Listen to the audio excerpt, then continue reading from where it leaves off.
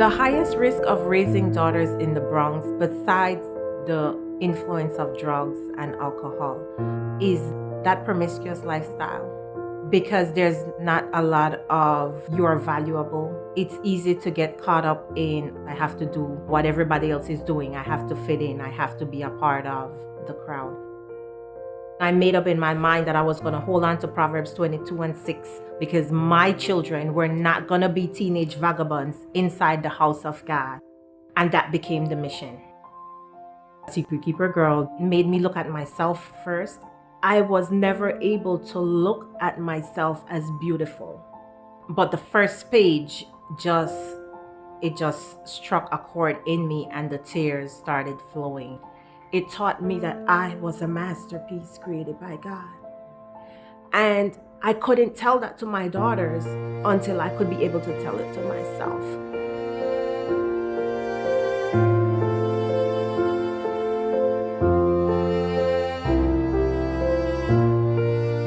I find out that Secret Keeper Girl does these pajama party tours, and I figure we are gonna be the first bunch of little Secret Keeper girls from the Bronx. We're gonna raise some money because we have to go to one of these tours.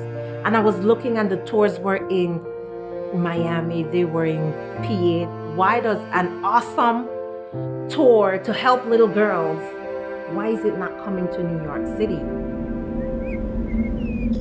I was praying one day, asking God what He wanted for Secret Keeper Girl. And as I was praying, I saw this picture in my head of a tall brick building. And somehow in my spirit, I sensed that that building was in New York City. I was immediately struck with the understanding that Secret Keeper Girl had never been to New York City, and therefore we were not reaching some of the most at-risk little girls in our nation. I started telling moms and daughters like you what God was doing to my heart, that I felt like we were supposed to begin doing free events in at-risk communities, and that every mom and daughter that attended those events should leave with a bag of free resources. I just asked moms to pray, but they started sticking money in my hands. They wanted to be a part of walking with other moms and other daughters. And before I knew it, we had the funding, but we sure didn't know how to run a marketing campaign in the city. With 1 week to go, it looked like no one was coming to our event in the Bronx. God just started, I believe he used Zaria, and he's like, get a Facebook account. So I got the account, and she's like, Mommy, friend Danet. Now, I don't very often post my prayers on social media, but sometimes a girl gets desperate. And it was like praying for the little girls in the Bronx on Facebook. My heart was racing. I'm like, this can't be happening. Like, they're not really trying to come to the Bronx. I emailed I think I messaged or something. This is me. I'm a mom in the Bronx. We've been doing Secret Keeper Girl. This is my phone number. But then the phone rings. I said, Zaria, Danet is on the phone. And it's like everything stopped. I was like, well, what can I do? Promote the flyers. All right, send me the link. And I printed as many as I could print from that link. And I just let it rip. I was so excited. Yeah. But when it was all said and done, our first outreach event was just blocks away from Danet's apartment complex.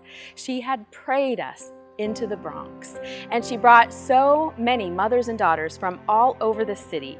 We prayed with little girls who had been abused. We prayed with moms who wanted to write a new legacy for their family. I felt like God brought you here for me, for my girls, and for those that were connected to us. In thinking about girl to girl, personally, I will say that you came not wanting to take from me, but you came and you gave to me. And a lot of times as mothers, struggling mothers, we feel like we're in a place by ourselves. And God is saying, I have given you a new family. You have a new sister. As I have gained a sister, I want to become a sister to somebody else. And that's what we should all be, sisters to each other. Danet changed my life. She made me see how powerful we are as women when we work together and how much we need that connection.